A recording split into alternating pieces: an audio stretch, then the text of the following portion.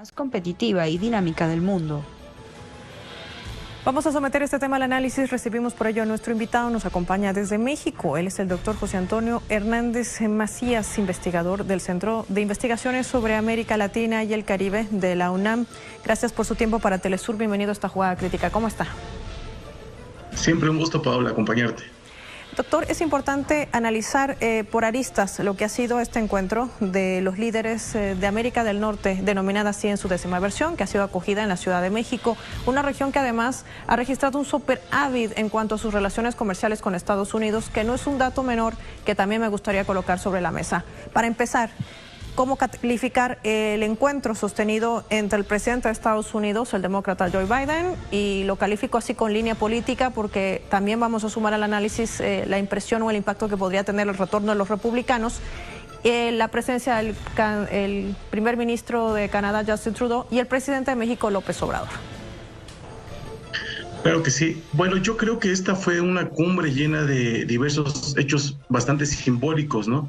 Desde la declaración conjunta que hicieron sobre los acontecimientos de Brasil, en donde ya el presidente de México pues ponía en la llaga este intervencionismo hegemónico y se declaraba a favor del gobierno de Lula da Silva, ¿no? Eso me parece que hizo que comenzara muy bien esta cumbre. Otra cuestión, por ejemplo, fue la llegada a IFA por parte del presidente de Estados Unidos, ya que en general la cumbre rompe con el discurso que se había estado fabricando por los medios de comunicación tradicionales en contra del gobierno de México, en donde, según ellos, iba a haber un rompimiento, un enfriamiento, iba a haber incluso conflicto. Demuestra que no, que es una cumbre en donde el presidente López Obrador pone una mayor énfasis en cuestiones como integración, como en la cooperación. Recordemos que tenía 10 años que no se juntaban los presidentes de Estados Unidos y de Canadá aquí en México. Y eso se debía al tipo de gobierno que habíamos venido teniendo, ¿no? No eran gobiernos confiables, no eran gobiernos que pusieran en verdad en primer lugar los intereses del país. Entonces me parece que este cambio de orientación que hay en la política exterior de México desde que llega López Obrador, donde busca diversificar sus relaciones, donde busca hablar de tú a tú con los gobiernos norteamericanos, hace que vean estos gobiernos en el gobierno López Obrador un gobierno confiable. A llegada de la Cuarta Transformación en México se generan también distintos puntos que aún se mantienen latentes sobre la mesa. Se habla en primera instancia de estos acuerdos alcanzados entre Estados Unidos, Canadá y México que permitirán garantizar sobre todo el blindaje a delitos transfronterizos. Ya lo veíamos en un contexto, el hecho de seguridad, el tema de flujo migratorio, el cambio climático, salud, por el tema de la pandemia. Son prácticamente 4 de los 6 acuerdos alcanzados en este último encuentro. Pero hay desafíos todavía que marcan, sin lugar a dudas, las relaciones que buscan fortalecer sobre todo esta región de América del Norte. Para ir desglosando el análisis, ¿qué impacto tendría el hecho de que estos 3 países realmente puedan afianzar, mejorar, robustecer sus relaciones comerciales, económicas y de alguna manera tratar o dejar, vale el término oportuno, de importar, por ejemplo, desde Asia, lo que actualmente genera también una disminución en cuanto a sus ingresos y flujo de capitales? ¿Qué impacto podría tener de manera geopolítica esta iniciativa?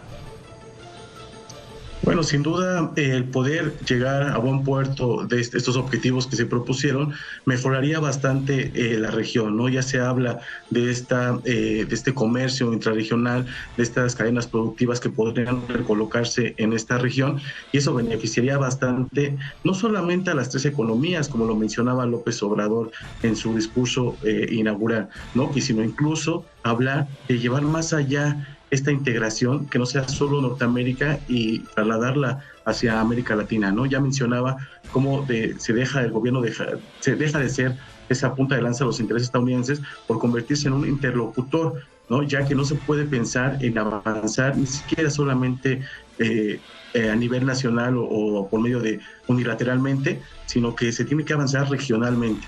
Entonces se buscan trasladar esos beneficios en temas, por ejemplo, tan importantes para Norteamérica como la migración, ¿no? Ya el gobierno de López Obrador desde un principio ha buscado atacar la migración de forma muy diferente a como lo habían hecho anteriormente, ¿no? Que había sido por medio en Estados Unidos de los muros, en México de la violencia en la frontera. Pues él busca más bien algo que menciona como una alianza para el desarrollo.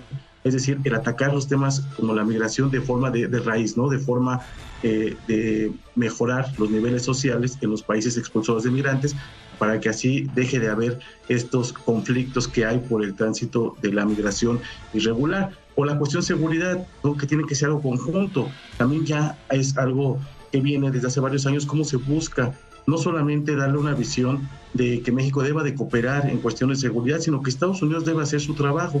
Por ejemplo, el tráfico de armas, estas armas que la gran mayoría terminan en las manos del crimen organizado, que han hecho una guerra en contra del gobierno y la sociedad mexicana. Entonces me parece que está dándole López Obrador una visión diferente a lo que tradicionalmente se hablaba, y no solamente se busca el crecimiento económico como en muchas otras ocasiones, sino un desarrollo a nivel regional.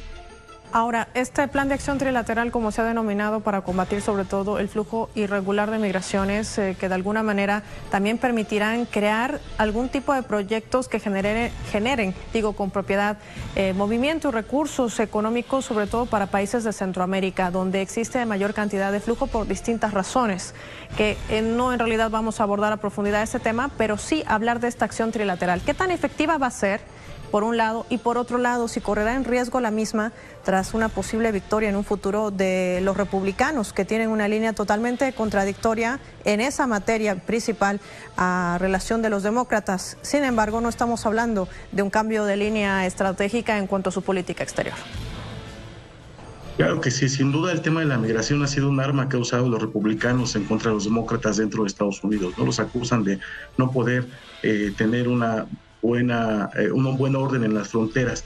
Por eso es uno de los principales intereses de Joe Biden al llegar aquí a México, que incluso en un primer momento estuvo en la frontera. Sin embargo, el trabajo que tiene que hacer México es el de poder garantizar una migración ordenada, una migración, un libre tránsito incluso con sus pares latinoamericanos, y efectivamente, como lo mencionan, generar estos proyectos, que ya hay algunos proyectos que se echaron a andar, como el de Sembrando Vida. Sin embargo, un intento del gobierno mexicano ha sido convencer a los Estados Unidos que invierta más recursos económicos para poder hacer crecer estos proyectos dentro de Centroamérica. Va a depender bastante lo que pase, no solamente en Estados Unidos, sino incluso en Canadá y en México, pero me parece que el trabajo a nivel local se está haciendo, y que no debe depender quién esté al frente del gobierno de los Estados Unidos.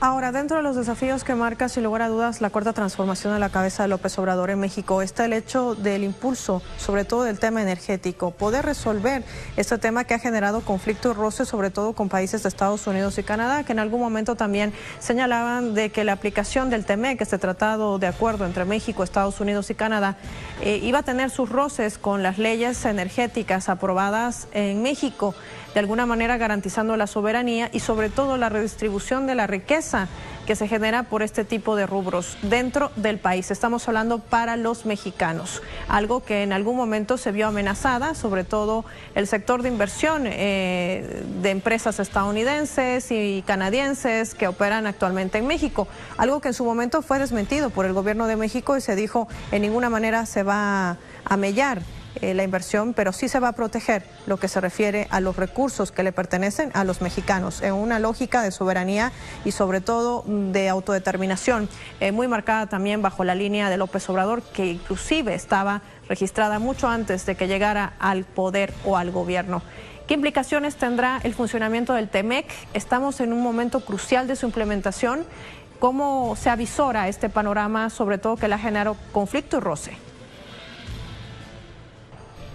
Claro que sí. Bueno, yo creo que el proyecto económico de López Obrador ha sido muy claro en ese aspecto, ¿no? Que le interesa incrementar el comercio, las inversiones con Estados Unidos, pero siempre cuidando esa soberanía, esa independencia, ¿no? Por ejemplo, en el tema de las inversiones, en el tema de energético ha habido fricciones porque Estados Unidos no tiene el interés que México vaya recuperando en esos rubros esa soberanía. Sin embargo, pues se ha puesto en primer lugar justamente el interés mexicano, ¿no? El interés por crear un desarrollo social, por ir mejorando a nivel interno y ya en otro momento ver esa cuestión a nivel exterior, ¿no? En cuestiones de inversión, por ejemplo, es muy importante que haya un marco regulatorio y que no por buscar unas mayor inversiones se rompa o se le dé preferencia a ciertos países, ¿no? Me parece que es importante que el modelo económico de López Obrador siempre lo ha marcado, siempre ha dicho, bueno, vamos a reunirnos, vamos a generar estos proyectos, pero en el marco de un diálogo franco, de un diálogo de socios comerciales y sin incrementar esa dependencia que ya se tenía a nivel económico, ¿no? Muy al contrario, ha buscado diversificar esas relaciones económicas. Acaba de firmar un acuerdo, por ejemplo, global con la Unión Europea, ¿no? Buscando incrementar ese comercio, o por ejemplo se está terminando de crear el Tratado de Libre Comercio con Corea del Sur, se busca mayor presencia en África, en Asia, es decir, no depender solamente de la región de Norteamérica. Merece el hecho de que han salido también algún tipo de críticas en contra de lo que se ha suscrito entre estos tres países en el marco de esta acción trilateral prácticamente para combatir varios delitos, entre ellos delitos transnacionales, pero también el impulso de los acuerdos comerciales y económicos. Se dice que López Obrador, Joe Biden y Justin Trudeau tan solo están tratando de fortalecer al norte, es decir, América del Norte, dejando de lado la visión de cooperación sur-sur, es decir, no habría nada para los países de esta parte del hemisferio. ¿Qué tan cierto es esto? ¿Qué impacto podría tener? ¿O es que el hecho de que el presidente López Obrador haya marcado su postura en el medio del encuentro y le ha dicho deje su desdén a Joe Biden hacia los países de América Latina y el Caribe es una señal de que no es tan así como lo reseñan los medios mexicanos, algunos por cierto? No, me parece que el gobierno de López Obrador desde su llegada ha tenido diversos embates, ¿no? Sobre todo a través de las élites económicas tradicionales, a través de los medios de comunicación, que en todo momento han estado buscando, ¿no?, la forma en cómo debilitarlo. Ya se vienen próximamente en 2 años las elecciones a nivel nacional y han incrementado estos discursos, ¿no?, en contra de su proyecto.